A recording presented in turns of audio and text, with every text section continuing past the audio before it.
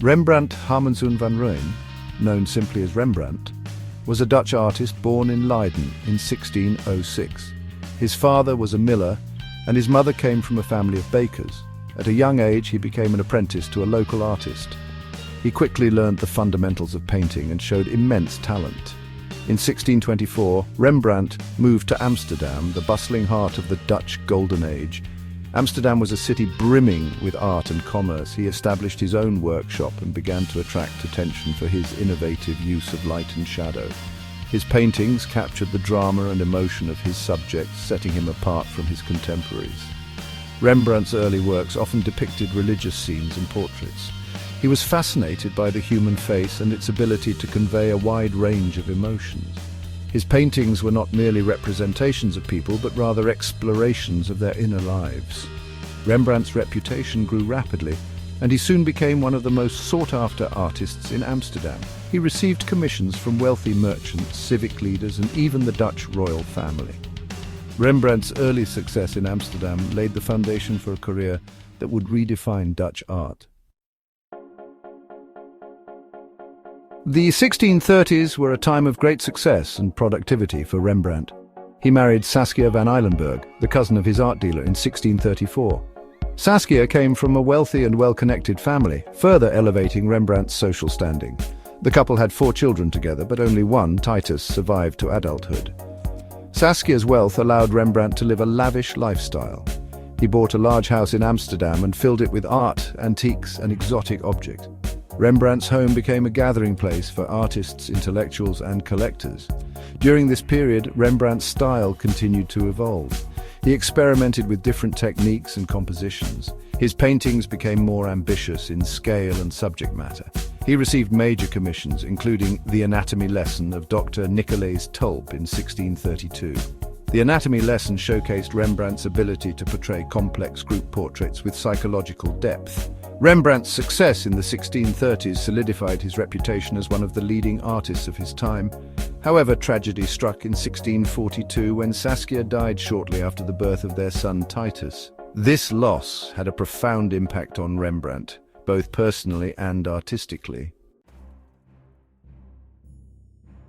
The Nightwatch, painted in 1642, is perhaps Rembrandt's most famous work. It depicts a group of Amsterdam's civic guards assembling for a daytime patrol.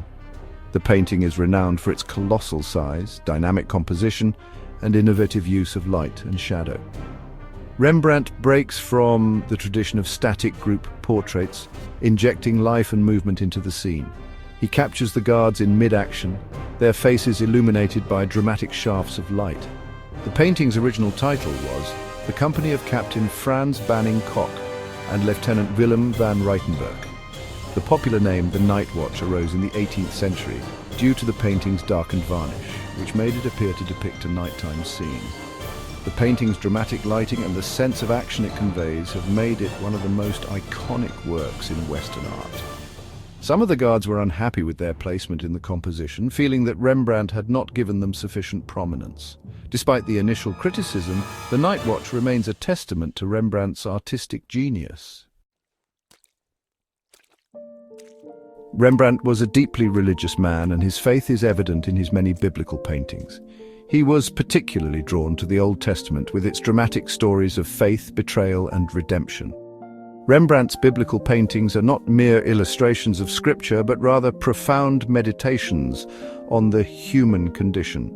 Belshazzar's Feast, painted in 1635, is a powerful depiction of the biblical story in which King Belshazzar sees the writing on the wall, foretelling his doom. Rembrandt captures the drama and terror of the scene, as Belshazzar and his guests react with horror to the supernatural message. The painting is a tour de force of light and shadow, with the divine light illuminating the writing on the wall while plunging the rest of the scene into darkness. The Storm on the Sea of Galilee, painted in 1633, is Rembrandt's only known seascape and depicts the biblical story of Jesus calming a storm at sea. The painting is a dynamic composition, with the boat being tossed violently by the waves. Rembrandt uses light and shadow to create a sense of chaos and danger, while Jesus remains a beacon of calm amidst the storm. These paintings demonstrate Rembrandt's deep understanding of biblical narratives and his ability to translate them into powerful visual experiences. Section 5. Rembrandt the Storyteller, depicting myths and legends. Rembrandt's artistic repertoire extended beyond portraits and biblical scenes. He was equally adept at capturing the drama and sensuality of classical mythology. Danae from 1636 depicts the princess Danae, impregnated by Zeus in the form of a shower of gold. Rembrandt's portrayal of Danae is both sensual and vulnerable. She is depicted reclining on her bed, her face illuminated by the golden light as she awaits the arrival of the god. The painting is notable for its realism and the way it captures the intimacy of the moment. The Blinding of Samson from 1636 is a brutal and visceral depiction of the biblical story of Samson, a man with superhuman strength who is betrayed by his lover Delilah. Rembrandt captures the violence and chaos of the scene as Samson is blinded by the Philistines. These paintings, along with others like Suzanna and the Elders from 1647, demonstrate Rembrandt's fascination with stories of love, betrayal, and the abuse of power. He uses his artistic skills to explore the complexities of human nature and the consequences of our actions. Section 6, a window to the soul, Rembrandt's self-portraits. Throughout his career, Rembrandt produced a remarkable series of self-portraits. These paintings provide an intimate glimpse into the artist's life, revealing his changing appearance, emotional state, and artistic development. Rembrandt's self-portraits are not idealized representations of himself, but rather honest and unflinching depictions of a man grappling with the joys and sorrows of life. His early self-portraits often depict him as a confident and successful artist, dressed in fine clothes and exuding an air of self-assurance. As he matured, his self-portraits became more introspective and revealing. The self-portraits from his later years, marked by financial hardship and personal tragedy, show a man who has experienced the vicissitudes of life. These self-portraits are a testament to his artistic genius and his willingness to expose his own vulnerabilities to the world. Section 7. The Magic of Light and Shadow.